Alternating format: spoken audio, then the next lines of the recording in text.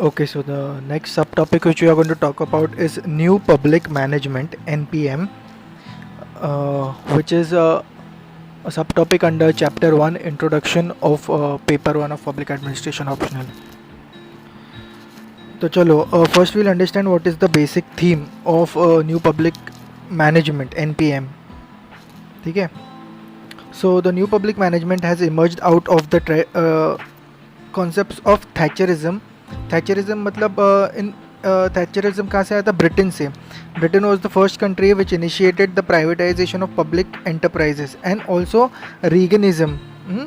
मतलब ये Margaret Thatcher and Ronald Reagan के एडमिनिस्ट्रेशन जो है वहाँ की बात हो रही है. Reaganism in USA in about 1980s. तो इसमें क्या कॉन्सेप्ट है कि they initiated the privatisation of public enterprises. ठीक है. सो वहाँ से ये concept of new public management NPM develop हुआ था, स्टार्ट हुआ था. It represents a synthesis of the public administration and also private administration, which is also called as business management. मतलब private administration is considered business management, और ये दोनों का combination है, पब्लिक एडमिनिस्ट्रेशन और प्राइवेट एडमिनिस्ट्रेशन का NPM. It takes what and why from the public administration and how to do it from the private administration. ठीक है. The new public management aims at 3 E's. E हाँ, E मतलब कौन से 3 E है इसमें? Economy, efficiency and effectiveness है. ये 3 E का concept was given by Pollitt, POLLITT. Okay. तो इकोनॉमी मतलब क्या? टू इकोनॉमिकल होना चाहिए अपना एडमिनिस्ट्रेशन, वहाँ पे वेस्टेज नहीं होना चाहिए कोई भी रिसोर्सेज का. फिर एफिशिएंसी मतलब to streamline the services, and effectiveness मतलब the specification of objectives needs to be very pinpointed to get fast and maximised result. मतलब टारगेटेड अप्रोच होना चाहिए कोई भी इशू को सॉल्व करने का एडमिनिस्ट्रेशन में. The emphasis on new public management is on the performance appraisal, managerial autonomy, cost cutting, financial incentives, output targets, innovations, responsiveness, competence, accountability, market orientation, quality improvement, contracting out, flexibility, competition, choice, information technology, debureaucratization, decentralization, downsizing, entrepreneurialism. तो ये सारे concepts are related to NPM. ठीक है. The new public management staunchly advocates a basic change in the role of the state in the society as well as in economy. It emphasizes more on the vital role of market against the state as the key regulator. State should be the key regulator in the society and the economy, and market को थोड़ा सा service provider बनाना चाहिए, and state should handle this service provision bye regulating it. ऐसा थोड़ा सा concept वहाँ से ऐसा डेवलप हो रहा था, जो मतलब जो ब्रिटेन का थैचरिज्म था और यूएसए का रेगनिज्म था वहाँ से. Thus, it involves a shift from direct provision of services by government to indirect methods like policy making only, or facilitating or contracting out services to private providers, या फिर providing information and coordinating with the private providers to give away services to people. In other words, the government should change from the doer of public activities to distributor of public benefit activities. या फिर we can say it should become a facilitator or promoter of change in the society and economy, और ज़्यादा काम private को देना चाहिए, and state should be the regulator of it. ठीक है. ये रोइंग टू स्टीयरिंग वाला कॉन्सेप्ट जो हम लोग ने पढ़ा था फर्स्ट चैप्टर में इंट्रोडक्शन में, तो मीनिंग स्कोप सिग्निफिकेंस में, it is NPM is a practical application of that concept. Thus, the new public management suggests a series of shifts of emphasis in a way in which public sector should be organized and managed to meet the new challenge of liberalization, globalization and privatization. तो ये जो era है LPG का, liberalisation, globalisation, privatisation का, इसमें new public management का जो theory है वो ज़्यादा टेलर मेड कॉन्सेप्ट है for this type of globalisation, क्योंकि सब कुछ स्टेट हैंडल नहीं कर सकता. स्टेट को अपना एक काम का स्कोप डिफाइन करना चाहिए. It should be the regulator. And private के पास भी थोड़ा सा काम दे देना चाहिए. उससे क्या होता है कि स्टेट पर लोड कम आता है, वर्कलोड कम आता है, एंड प्राइवेट सेक्टर को भी ग्रो करने का चांस मिलता है. And it eventually helps in the national development. Everything helps in the national development. The central theme of new public management as summarised by Osborne and Gaebler is we don't need more government, we need better government. Okay, to be more precise, we need better governance. Osborne और Gaebler ने क्या बोला? We need better governance. ये उनके words हैं. ठीक है. Governance is the act of collectively solving our problem. और ये जो एक्ट है, it should be more efficient. Government is the instrument we use to solve our problems. मतलब गवर्नमेंट गवर्नेंस करती है टू सॉल्व आवर प्रॉब्लम्स, और हम लोग ही गवर्नमेंट को इलेक्ट करते हैं. सो ये सर्कल क्या है? हम लोग ही हमारे प्रॉब्लम्स सॉल्व कर रहे हैं. एंड उसी जो सर्कल को एफिशिएंट बनाने के लिए we need better and more new approaches. और इसमें ग्लोबलाइजेशन के पीरियड में एनपीएम का अप्रोच का स्टार्ट हुआ था. ठीक है. So new public management perspective is the latest paradigm in the evolution of public administration. जो हम लोग ने चैप्टर पढ़ा था एवोल्यूशन ऑफ पब्लिक एडमिनिस्ट्रेशन का, उसमें अलग अलग चीज़ें पढ़ी थी. 1887 से पढ़ा था. तो ये जो न्यू पब्लिक मैनेजमेंट है, ये लेटेस्ट कॉन्सेप्ट है एवोल्यूशन में का. ये लेटेस्ट स्टेज है एवोल्यूशन का उसका, और ये अभी तक ग्रो हो रही है. ठीक है. एनपीएम का concept it came into existence in 1990s. ठीक है. The book entitled reinventing government by David Osborne and Ted Gaebler, published in 1992, gave the birth of concept of new public management in a very concrete way. Okay, academically the new public management represents the second reinvention in the public administration. The first was new public administration in the late 1960s. So 1960s 70s में या फिर 80s में भी हम लोग ने new public administration के concept को ग्रो होते हुए देखा. और फिर न्यू पब्लिक एडमिनिस्ट्रेशन के बाद जो कॉन्सेप्ट आया वो न्यू पब्लिक मैनेजमेंट है, जो 1990s से स्टार्ट हुआ और वो ग्रो हो रहा है. और इस हिसाब से ग्रोथ ऑफ पब्लिक एडमिनिस्ट्रेशन चलती जा रही है. The term new public management was coined by Christopher Hood. He used it in his article entitled a public management for all seasons, published in 1991. वहाँ पे वो आर्टिकल में he use the term new public management. ठीक है. तो उसके बाद फिर अलग अलग ऑथर्स ने उसके बारे में किताबें लिखी, आर्टिकल्स लिखे. The new public management is also called managerialism.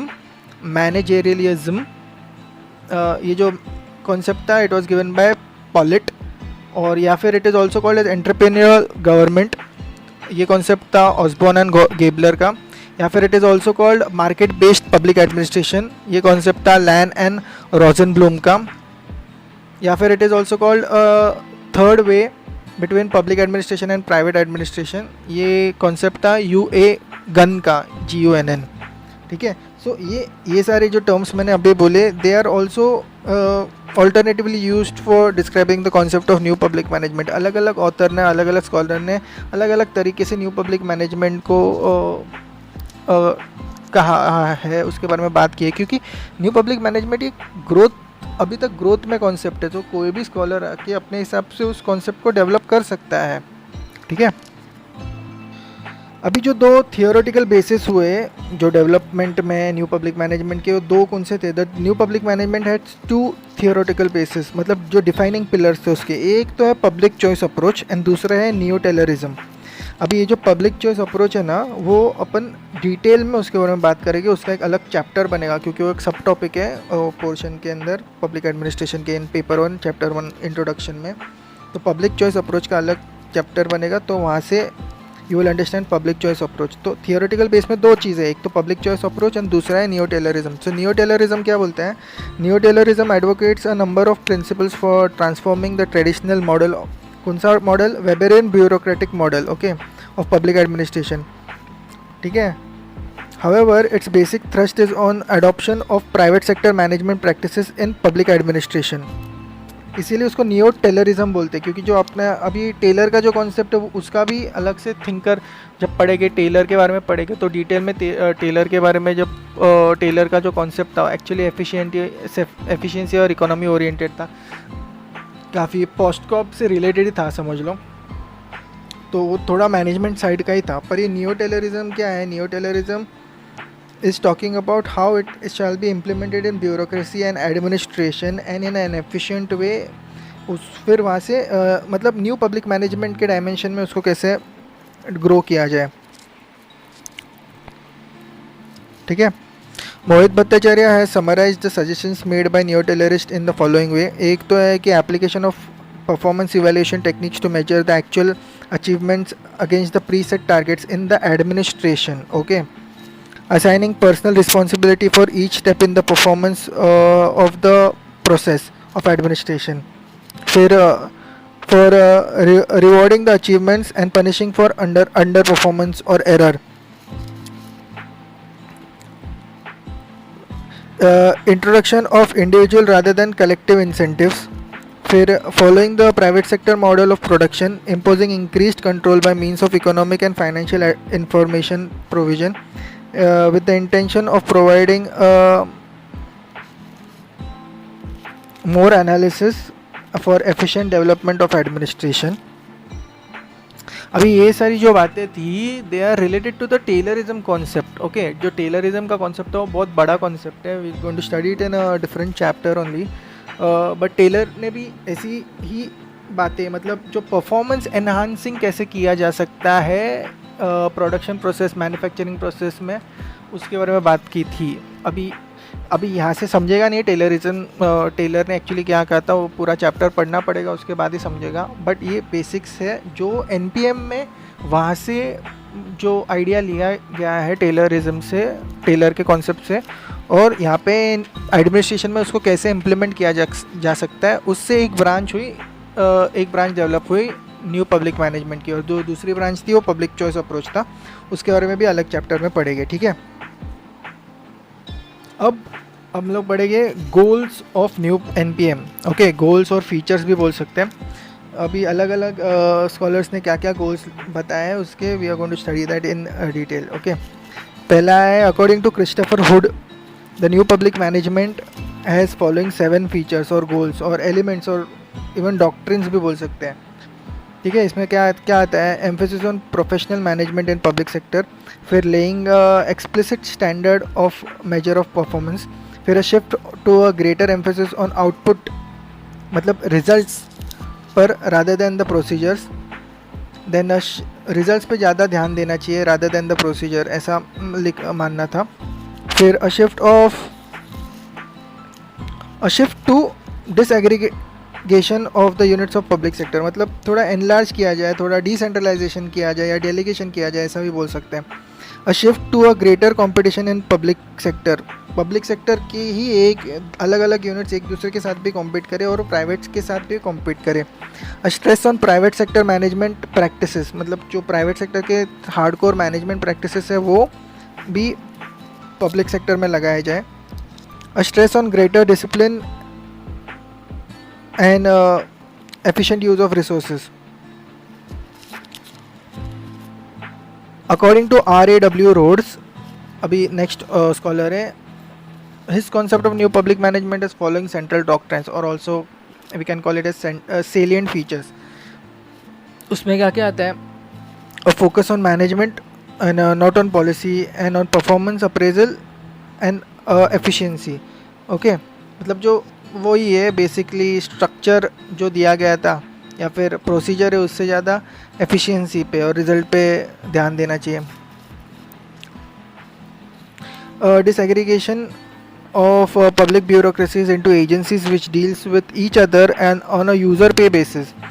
ठीक है, तो ये इनोवेटिव वेज है, यूज़र पे बेसिस वगैरह यूज़ करना पब्लिक सेक्टर, ये इनोवेटिव वेज है न्यू पब्लिक मैनेजमेंट की इकोनॉमिक ग्रोथ करने के लिए।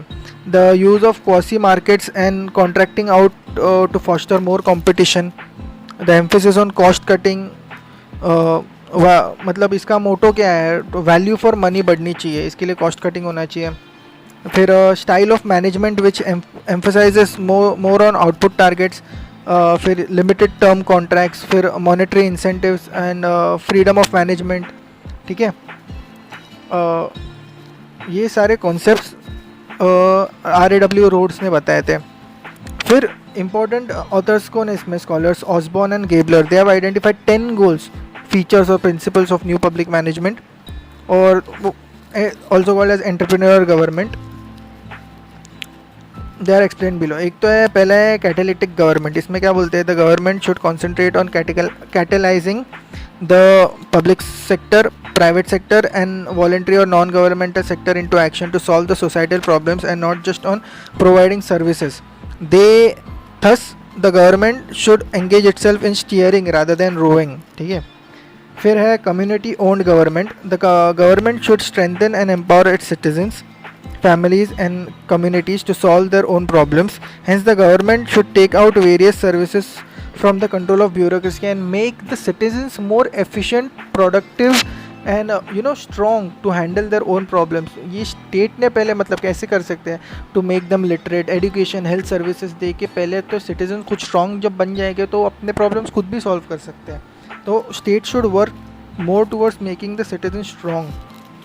फिर competitive government. The government should inject competition among different providers of goods and services by rewarding efficiency and economy. This increases the performance and reduces cost.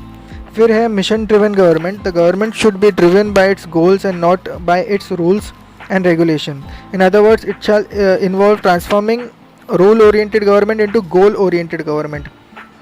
फिर है result oriented government. The government should find outcomes or result by encouraging target achievements and mission directed efforts. बहुत targeted efforts होने चाहिए. It should measure the performance of its agencies mainly in the terms of outcomes and not in the inputs और procedure. ठीक है. फिर है customer driven government. The government should regard the clients as customers. It should meet and work towards customers and not bureaucracy. Okay. Customers जो citizens है वो उसका government का प्रायोरिटी बनने चाहिए मोर देन ब्यूरोक्रेसी है. ठीक है. It involves offering them choices, surveying their attitudes, making services convenient and allowing them to make suggestions to the government for improvement. जो फीडबैक मैकेनिज्म होना चाहिए. फिर है enterprising government. The government should emphasise on earning money rather than spending the money. It should put its energy into resources mobilization by using fees, savings, enterprise funds and so on. मतलब एक example है कि user pay basis चालू कर लो. ठीक है. अभी government ने क्या करना चाहिए, एक तो अच्छे सर्विसेज देना चाहिए और चाहिए तो यूज़र पे बेसिस जैसे कोई इनोवेटिव वेज भी यूज़ कर सकते हैं टू डेवलप क्या बोलते हैं इकोनॉमी, और या फिर फंड जनरेशन करना चाहिए. मतलब अगर कभी कभी ऐसा हो जाता है कि एक समझो कोई पब्लिक टॉयलेट है तो वहाँ का एफिशिएंसी इतना अच्छा नहीं रहता, एक टाइम के बाद वो ख़राब हो जाता है. पर आप अगर यूज़र पे बेसिस पे यूज़ कर सकते हो तो जो फंड्स आते हैं उससे ही आप उसको रिनोवेट भी कर सकते हो, अच्छा रख भी सकते हो. इससे क्या होगा कि सिटीजन्स को ही और अच्छी सर्विसेज भी मिलेगी. ठीक है. फिर है anticipatory government. The government should identify and prevent problems rather than cure them after they have occurred. Thus the government should prevent the need from arising of the problem in the first place and not just deliver services to meet the ends. मतलब सिर्फ service दे के क्या फ़ायदा.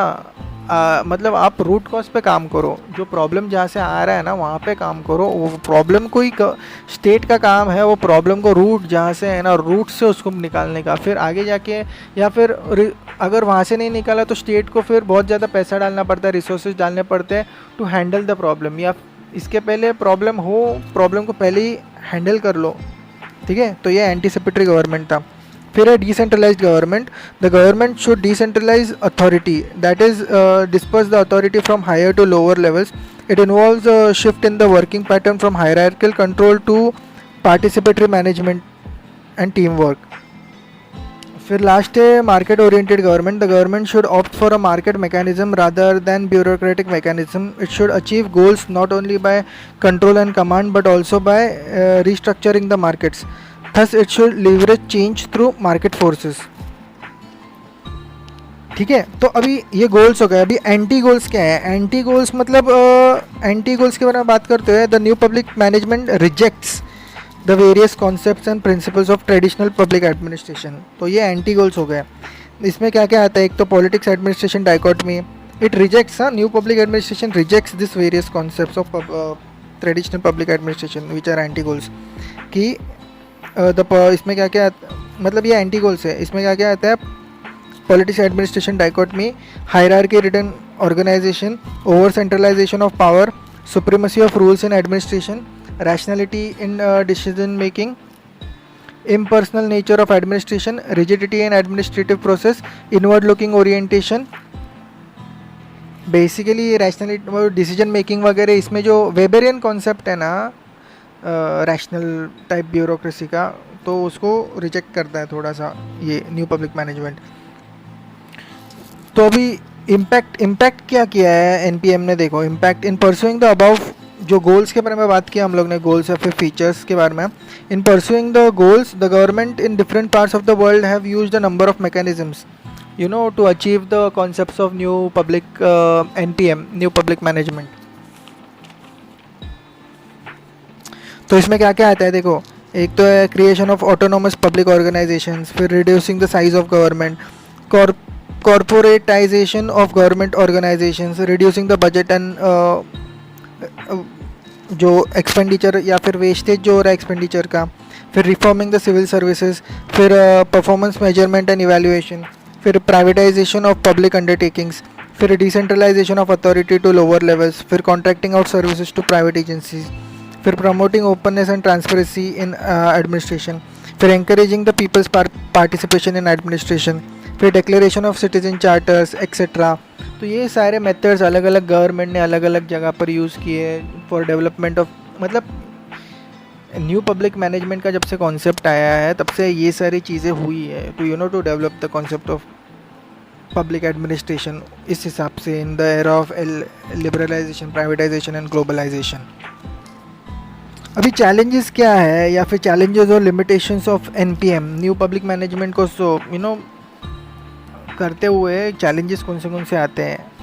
एक तो है D ब्यूरोक्रेटाइजेशन, क्यों देखो as Owen Hughes has discussed in his article under for related to NPM, इसमें क्या बोला था, there should be emphasis on shifting the administration on 4 accounts। एक तो है change to outputs, change inputs का change भी होना चाहिए, outputs का change भी होना चाहिए, reducing the scope of government भी होना चाहिए, मतलब downsizing होना चाहिए, and redefining the relationship between politics and public, ये भी होना चाहिए। The new shape of the government should be more flexible, result oriented, innovative, customer and client oriented. अभी ये सब प्रोसेस क्या है जो बोला ना अभी ओवन ह्यूजेस ने, it is related to the bureaucratisation. जो ब्यूरोक्रेसी है उसको कम करना, ठीक है। अभी इसमें इशू क्या है, चैलेंज, हम लोग चैलेंजेस और लिमिटेशंस ऑफ एनपीएम के बारे में बात कर रहे हैं।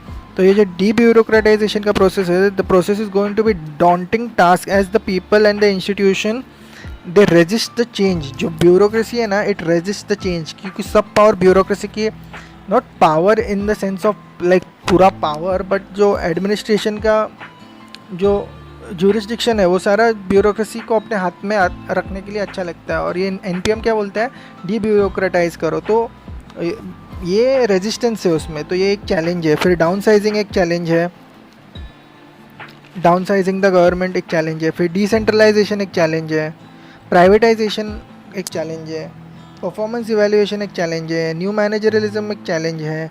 क्यों ये सब चैलेंजेस है। अभी डाउन साइजिंग मतलब क्या, downsizing is the process of narrow downing the number of employees. It is a process to, मतलब एक्चुअली राइट साइजिंग करना है, डाउन साइजिंग नहीं करना है। Correct word is rightsizing, but उसको डाउन साइजिंग बोलते हैं। Right number of people with right number of techniques and skills, as the public apparatus of admission should be lean and thin to become more effective. अभी देखो, the state is the employer of last resort, ठीक है। तो क्या issue क्या है, down sizing becomes a problem in developed countries because in not developed countries, because in developing countries there is acute problem of unemployment. और state ही सबसे ज़्यादा, मतलब स्टेट ही अपना क्या बोलते हैं, एम्प्लॉयमेंट जगह ही नहीं देगी अगर ऑफिस में वगैरह अलग अलग पोस्ट पे, और वहाँ पे कम करते जाएगी पोस्ट स्टेट, तो लोगों को एम्प्लॉयमेंट नहीं मिलेगा। और जो डेवलपिंग नेशन है वहाँ पे अनएम्प्लॉयमेंट का इशू होता है, तो वो चैलेंज है एनपीएम के लिए। Moreover, downsizing is a political issue and socio-economic problem in developing countries. Therefore, the state under the new public management has to put up best efforts for bringing right sizing का concept. अच्छे से efficiently state को धीरे धीरे चलना पड़ेगा और अच्छे से वो राइट साइजिंग का कॉन्सेप्ट को डेवलप करना पड़ेगा. फिर है डिसेंट्रलाइजेशन. देखो, जो traditional administration is modelled on Weberian bureaucracy, okay, which is a very monocentric and monocratic. ठीक है. The bureaucrats and the political leaders have a tendency to centralise all the power and authority. Actually power मतलब authority, जो उनका area का है वो authority. At only at higher level of hierarchy, वो जो टॉप लेवल है उनके पास ही सब पावर होना चाहिए. इस हिसाब से वेबरियन ब्यूरोक्रेसी ग्रो हो रही थी. ये इशू है वहाँ का. और वो जो वेबरियन ब्यूरोक्रेसी है वो एनपीएम को अच्छी नहीं लगती. एनपीएम का कॉन्सेप्ट अलग है. ठीक है.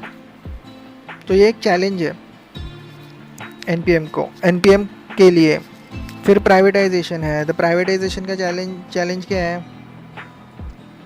अभी देखो, स्टेट शुड, एनपीएम क्या बोलता है? State should operate only in those areas where it is mandatory for state to operate, otherwise सब प्राइवेट को देना चाहिए. पर ऐसा तो नहीं चलेगा. जितना स्टेट अभी रेलवेज़ वगैरह या फिर ये जो बहुत सालों से अभी मोर देन 100 ईयर सब स्टेट के पास ही है, वहाँ से इतना एम्प्लॉयमेंट जनरेशन होता है. ठीक है. और इतने सारे जो लोग हैं वो डिपेंडेंट हैं. अभी हर सेक्टर को अगर प्राइवेटाइजेशन करते जाएंगे, मतलब प्राइवेटाइजेशन करना उसके भी प्लस पॉइंट्स है. कोई भी चीज़ के प्लस एंड नेगेटिव होते हैं. अगर प्राइवेटाइजेशन करने स्टेट को ज़रूरी लगता है तो ही करना चाहिए. ओके, ये कॉन्सेप्ट है. और एनपीएम क्या बोलता है? प्राइवेटाइजेशन ही कर दो, पर अभी उसमें बैलेंस करना पड़ेगा और वो डिसीजन स्टेट का होता है. ठीक है. So that is one challenge. फिर है परफॉर्मेंस एवेल्यूएशन का चैलेंज. अभी देखो, परफॉर्मेंस एवेल्यूएशन में ऐसा है कि स्टेट प्राइवेट में तो कोई स्टैंडर्ड में चलते. देखो, प्राइवेट कंपनीज़ को कि मुंबई में होगी, बैंगलोर में होगी, ठीक है, तो वहाँ का जो कल्चर है या फिर वहाँ पे जो रिसोर्सेज मिलते हैं वो सेम लेवल के रिसोर्स में विलेजेस में नहीं मिलते. तो आप एक एडमिनिस्ट्रेटर का efficiency in let's say Mumbai can not be compare to same level का administrator in a village, because जो वहाँ का चैलेंजेस है और मुंबई के चैलेंजेस है अलग अलग है. तो परफॉर्मेंस एवेल्यूएशन इतना डायनामिक कॉन्सेप्ट है पब्लिक एडमिनिस्ट्रेशन में, खास करके डेवलपिंग कंट्रीज़ में या फिर बड़े कंट्रीज़ में जो साइज़ में बड़ी है, पॉपुलेशन में बड़ी है, बहुत डाइवर्सिफाइड है. तो स्टैंडर्ड प्रोसीजर नहीं है कोई, तो वो एक चैलेंज है एनपीएम के लिए.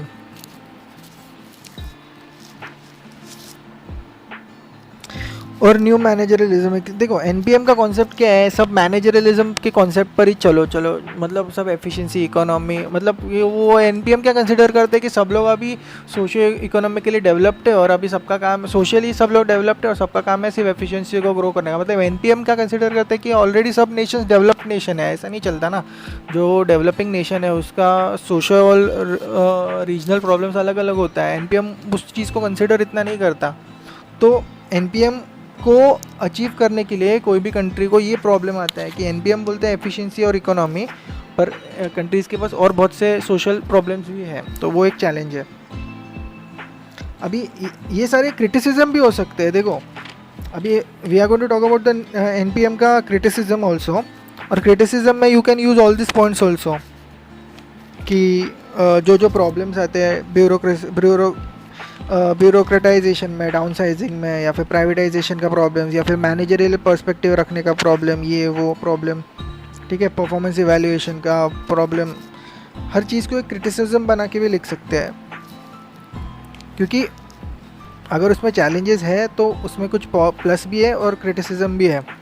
अभी क्रिटिसिज्म में और क्या क्या लिख सकते हैं? There is a lack of perspective on relationship between citizens and politicians. So NPM has failed to answer the question of how the provision of choices to the people in the market can contribute to creating a stable and responsible democratic system. उसको democratic system पे actually क्या फ़र्क पड़ेगा? सिर्फ NPM ला के क्या democracy बढ़ेगी, या फिर NPM ही एक रास्ता है डेमोक्रेसी को ग्रो करने का, या फिर और भी रास्ते हैं? अलग अलग कंट्रीज़ में अलग अलग सिस्टम है, वो भी कंट्रीज जितने डेवलप्ड है, तो NPM ही सब मतलब सॉल्यूशन है, ऐसा नहीं हो. तो ये क्रिटिसिज्म है उसका. पर एनपीएम वाले बोलते हैं कि जो एनपीएम के स्कॉलर्स या फिर ऑथर्स या प्रोपाउंडर्स हैं, तो वो बोलते हैं कि एनपीएम से ही सब चीज़ होगा. तो ऐसा नहीं है. वो एक क्रिटिसिज्म है कि ऐसा सिर्फ एनपीएम से ही नहीं मिलेगा. Reinforcing the traditional notions of public administration. मतलब क्या, पॉलिसी एडमिनिस्ट्रेशन डाइकोटमी के डिबेट को वापस एनपीएम जनरेट करता है. The focus on NPM is more towards managerial decentralization, whereas decentralization as such involves political decentralization also, especially in the grassroots level, that is not taken into cognizance in NPM. The type of decentralization was considered in the NPM is mostly external. ठीक है, मतलब NPM का decentralisation का concept जो है ना, वो सिर्फ क्या बोलते हैं, डिसेंट्रलाइजेशन इस काम के लिए करो कि आपका एफिशिएंसी और इकोनॉमी और जो आउटपुट है वो बढ़े. पर ऐसा नहीं होता. डिसेंट्रलाइजेशन का कॉन्सेप्ट एक पॉलिटिकल कॉन्सेप्ट भी है. मतलब डिसेंट्रलाइजेशन में आप अभी देखो ग्राम पंचायत लेवल पे या फिर अलग अलग लेवल पे कहाँ तक डेलीगेशन एंड डिसेंट्रलाइजेशन कर सकते हो. वुमेन एम्पावरमेंट पे अलग अलग जेंडर्स के लिए अलग अलग, या फिर वीकर सेक्शंस के लिए वो लोग तक पावर पहुँचना, ये पॉलिटिकल कॉन्सेप्ट ऑफ डिसेंट्रलाइजेशन. और एनपीएम का concept is more economy oriented, तो वो एक क्रिटिसिज्म है. एनपीएम वाले बोलते हैं कि इतना डिसेंट्रलाइजेशन कर दो. एनपीएम का मतलब ये क्रिटिसिज्म के कॉन्सेप्ट कब आते हैं कि एक कोई भी थियरी समझो, एनपीएम की थियरी का ऑथर है तो वो बोलते हैं ये एनपीएम लगा दो फिर आपके सब प्रॉब्लम ख़त्म हो जाएंगे. और ऐसा नहीं होता ना. तो जो लोग, तो फिर क्रिटिसिज्म क्या होता है कि अरे बाबा ये चीज़ से सारे प्रॉब्लम्स ख़त्म नहीं हो रहे. देखो ये आपके थियरी के क्रिटिसिज्म है. आप बोल रहे हो कि इतना डिसेंट्रलाइज कर दो फिर सब प्रॉब्लम ख़त्म हो जाएगा. फिर जो क्रिटिसिज्म है उसमें ये आता है कि देखो इकोनॉमिक डिसेंट्रलाइजेशन और पॉलिटिकल डिसेंट्रलाइजेशन अलग है, और आपने पॉलिटिकल डिसेंट्रलाइजेशन के बारे में बात नहीं की है, तो वो एक क्रिटिसिज्म बन गया. The absence of clarity in the roles of politicians and the bureaucrats. The NPM propagated enhanced accountability as one of its goals. It focused more on the results and outputs. It is more managerial in nature than political. The basic flaw of NPM was lack of clarity in defining the roles of politicians and bureaucrats. Moreover, the citizens don't resort to direct political accountability. This could lead to emergence of passive, remote and indirect political leadership role without having much control over the bureaucracy. The मतलब क्या, अभी आप इतना अलग अलग NPM का जो concept है और जो पॉलिटिकल कॉन्सेप्ट है वो इतना अलग है. और अगर लोग कंफ्यूज हो जाएंगे ना, आपने डिसेंट्रलाइजेशन कर दिया या फिर प्राइवेटाइजेशन कर दिया, तो समझो जो प्रॉब्लम्स एक्चुअली पॉलिटिकल प्रॉब्लम्स है वो लोग मैनेजर्स को बताने लग जाएंगे, प्राइवेट कंपनीज को बताने लग जाएंगे, तो इशू हो जाएगा. इसके लिए एनपीएम इशू कर सकता है उस हिसाब से. मतलब पॉलिटिकल कल्चर बिगड़ सकता है उससे, डेमोक्रेटिक कल्चर बिगड़ सकता है, प्राइवेट के पास बहुत ज़्यादा पावर भी आ सकती है उसके वजह से. ये कॉन्सेप्ट है. So there is ambiguity of roles of politician and civil servants. तो एम्बिग्यूटी आती है, कन्फ्यूजन आता है. एनपीएम का जो कॉन्सेप्ट है, it focuses on empowering the customers, autonomy to managers, strengthening the controls of managers, but it fails to provide a way of achieving it, an efficient way of achieving it. देखो आप NPM लगा सकते हो एक कोई develop country में, तो वो सेम कॉन्सेप्ट ऑफ एनपीएम आप एक डेवलपिंग कंट्री में नहीं लगा सकते हो. तो एनपीएम के जो स्कॉलर्स थे वो लोग ने अब तक ये नहीं बताया कि वो कॉन्सेप्ट को अगर आपने एक कंट्री में, डेवलप कंट्री में लगा दिया, तो एनपीएम वाले क्या बोल रहे हैं, जो डेवलप एक बेसिक फंडामेंटल्स है, आप डेवलप में लगाओ या डेवलपिंग में लगाओ, तो ऐसा तो नहीं होता ना. तो इसके लिए कोई भी कल्चर बिगड़ना नहीं चाहिए. पॉलिटिकल कल्चर भी बिगड़ना नहीं चाहिए, मैनेजरियल कल्चर भी बिगड़ना नहीं चाहिए, इकोनॉमिक कल्चर भी बिगड़ना नहीं चाहिए. सबको बैलेंस करते हुए चलते चाहिए. एक कोई कॉन्सेप्ट चलता नहीं है वैसा, एक ही पूरा सॉल्व कर देगा, ऐसा नहीं होता ना. NPM's failure to respond to social justice concern. देखो NPM has emphasized on efficiency and economy only. Therefore, it has not really considered social justice. As I said कि NPM ने ऐसा ऑलरेडी अज्यूम कर लिया है कि पूरा कंट्री डेवलप्ड ही है और फिर किसी को सोशल कोई प्रॉब्लम्स है ही नहीं, तो चलो अभी सिर्फ एफिशिएंसी और इकोनॉमी के बारे में बात करते हैं. ऐसा नहीं चलता. NPM gave more importance to on customers rather than citizens. ठीक है, तो सिटीजन कंसिडर, मतलब सिटीजन नहीं, कस्टमर कंसिडर कर रहा है एनपीएम सबको. अच्छी बात है. कस्टमर मतलब उनको सिटीजन्स को ज़्यादा चॉइसेस मिलेगा, या उनका मतलब उनके पास ऑप्शन रहेगा उनको क्या चाहिए क्या नहीं चाहिए स्टेट से. बट आप सिटीज़न को हमेशा कस्टमर के हिसाब से ही नहीं देख सकते. सिटीज़न के एस्पिरेशंस अलग होते हैं, जो कॉन्स्टिट्यूशनल हमारे प्रीएम्बल में लिखा गया है उस हिसाब से सिटीज़न को देखना चाहिए, ठीक है। इकोनॉमी एक एस्पेक्ट है, इकोनॉमिक एम्पावरमेंट एक एस्पेक्ट है, बट बहुत सारे एस्पेक्ट है। और मतलब सब कुछ अगर कंज्यूमर के हिसाब से देखने लग जाए, जो एनपीएम बोलता है, तो डिस्टेबलाइज कर सकता है स्ट्रक्चर को। ओके, इसलिए सिटीज़न को सिटीज़न के हिसाब से भी देखना चाहिए, और जहाँ जहाँ इकोनॉमिक पर्सपेक्टिव आता है वहाँ पर चॉइस दे सकते हैं आप, और एज अ कस्टमर देख सकते हैं जो एनपीएम बोल रहे हैं। मतलब एनपीएम बोल रहा है कस्टमर ही देखना चाहिए, ऐसा नहीं होता। तो ये क्रिटिसिज्म है, क्योंकि इससे लार्जर डेमोक्रेटिक वैल्यूज हर्ट हो सकती है।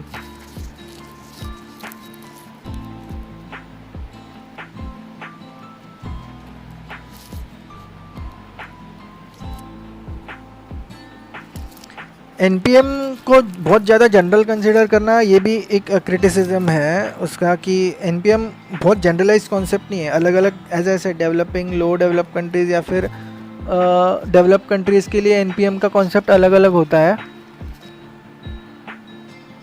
और उसको टेलर मेड करना चाहिए as per the need of the country. और एनपीएम बोलता है सबको एक साथ लगा दो हर जगह पे, वही सेम प्रिंसिपल से, वो एक क्रिटिसिज्म है।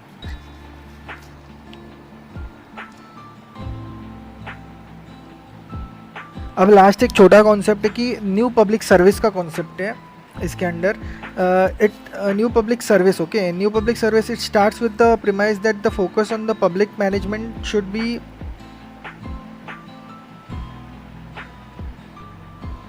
more citizen oriented, community oriented and civil society oriented. In this concept, the primary role of public servant is to help citizens to articulate and meet the shared interest rather than to control or to steer the society and in a very centralized manner. ठीक है, तो there are 7 principles of new public service. They are given by Denhart and Denhart, DENHARDT, Denhart and Denhart, ये authors थे। इसमें क्या क्या आता है देखो, serve rather than steer, the public interest is the aim not the by product, think strategically and democratically, serve citizens not customers, accountability isn't simple, therefore but accountability and transparency are important for citizen oriented governance, then value people not just as a product, okay, value people as citizens, value citizenship and public service above entrepreneurship. ठीक है, तो ये concept था new public service का। Let's say it came as more of a reactionary approach to NPM. ठीक है, तो मतलब क्रिटिसिज्म से बना न्यू पब्लिक सर्विस थोड़ा सा एनपीएम के। ठीक है, public administration needs to gear up for challenges of redefining the respective spheres of state and non state factors, building mechanisms for better interaction between state and citizens and cooperation between administration and citizen, then framing suitable laws and regulation that provide necessary stability, confidence, enforcement of confidence among the citizen, and enforcement of not enforcement of confidence but enforcement of laws which generate confidence among the citizens, building a professionalized civil service possessing necessary competence, skills and public service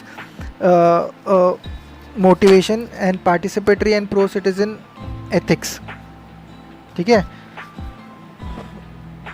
तो ये था new public management का सब topic. इसमें ये सब कुछ discuss किया गया है from its basic theme to criticism and challenges etcetera, goals, सब कुछ।